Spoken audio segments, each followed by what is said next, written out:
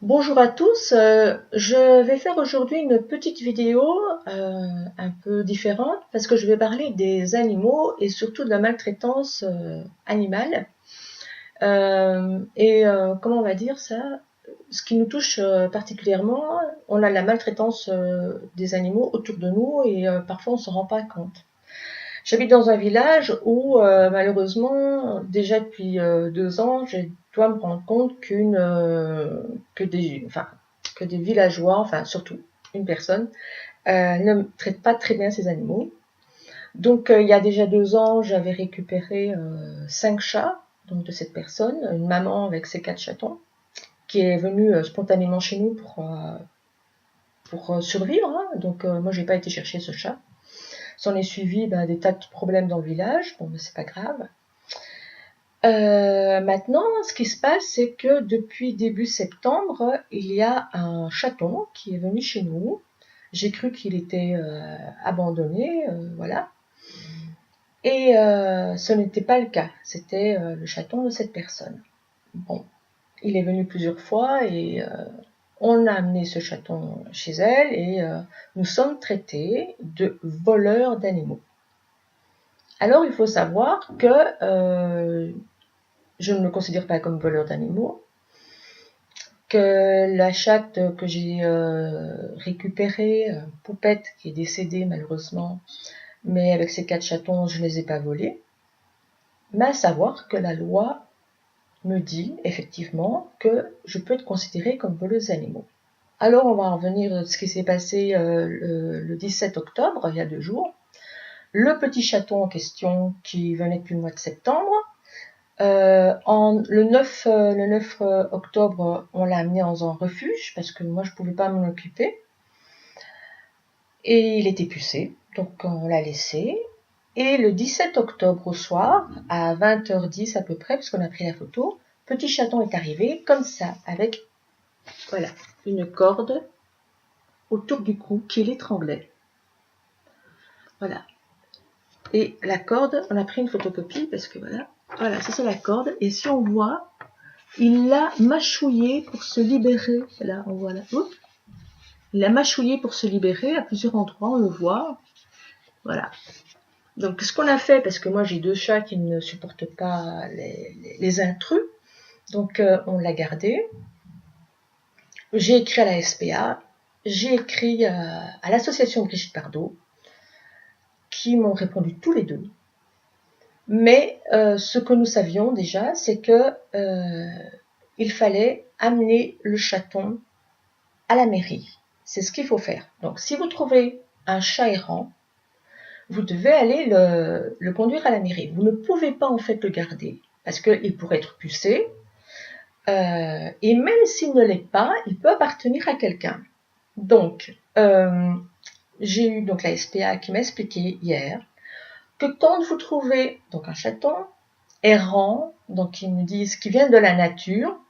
Alors moi je vais dire, bien sûr qu'en général le chat il vient de l'extérieur, il pousse pas de votre maison, là, du carrelage, hein, vous savez. Bon, bref. Je trouve ça un petit peu stupide comme explication. Donc s'il vient de l'extérieur, qu'il n'ait pas de signe distinctif, vous devez l'amener à la mairie ou à la police, qui va l'amener dans un refuge fourrière pendant 8 jours. Si au-delà de ces 8 jours, vous avez le chat n'a pas été réclamé par quelqu'un d'autre, se disant le propriétaire, vous pouvez aller le réclamer. Et à ce moment-là, vous devenez propriétaire légal. Il y a une adoption légale qui se fait. J'ai cru que en sauvant Poupette et ses chatons, donc en les faisant stériliser, en les faisant pucer, je les adoptais légalement. Ce n'est pas le cas. Bon, maintenant, Poupette est décédée.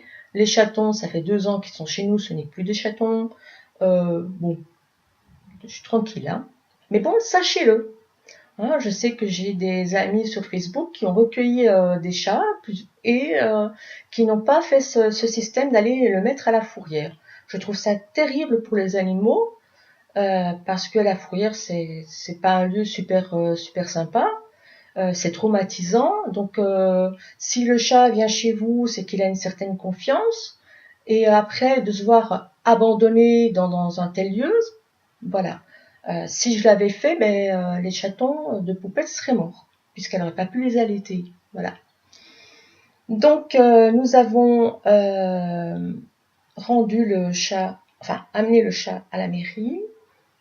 Ils étaient complètement perdus en disant, nous, on n'en veut pas. Alors, nous, on a dû, nous, leur expliquer ce qu'était la loi.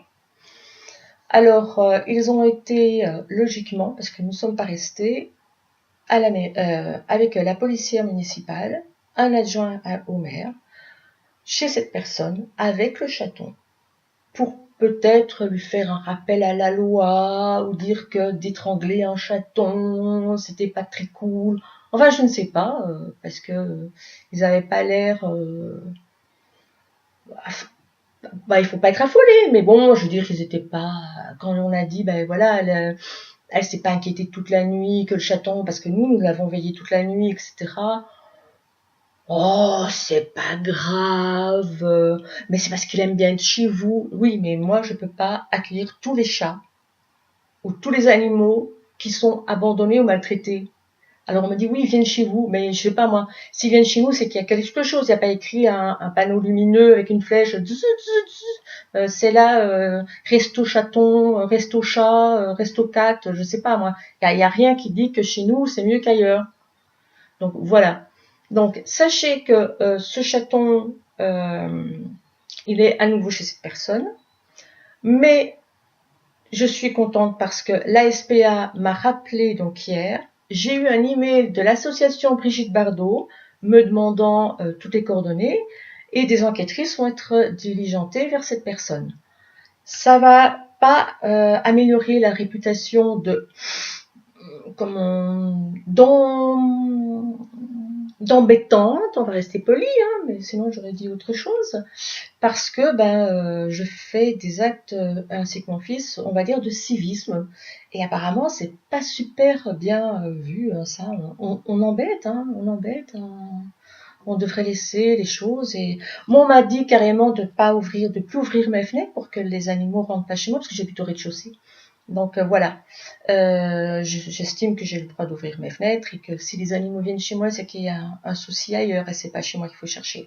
Donc voilà, vous connaissez ces petites particularités de la loi. Donc quand vous trouvez des chats, les chiens en général c'est plus facile, mais pour les chats errants, même je pense pour les chiens, mais voilà, ce qu'il faut faire, c'est les amener à la mairie parce que vous pouvez pas vous-même amener un animal à la fourrière, j'ai oublié. Parce qu'il se pourrait que, par exemple, si l'animal n'est pas pucé, tatoué, que vous y alliez pour abandonner vous-même votre animal. Donc, c'est soit la police, soit la mairie, avec un papier, qui pose l'animal. Donc, ce n'est pas vous qui pouvez le faire. Voilà, c'était une petite vidéo pour ce chaton, et la mairie m'a dit, l'adjoint au maire m'a dit, vous savez, vous risquez de le revoir. La SPA m'a dit la même chose, et j'ai demandé, qu'est-ce que je fais? Et j'ai pas de réponse en fait. Mis à part les enquêtrices qui doivent se rendre chez cette dame, on m'a pas donné de réponse. Voilà. À bientôt. Au revoir.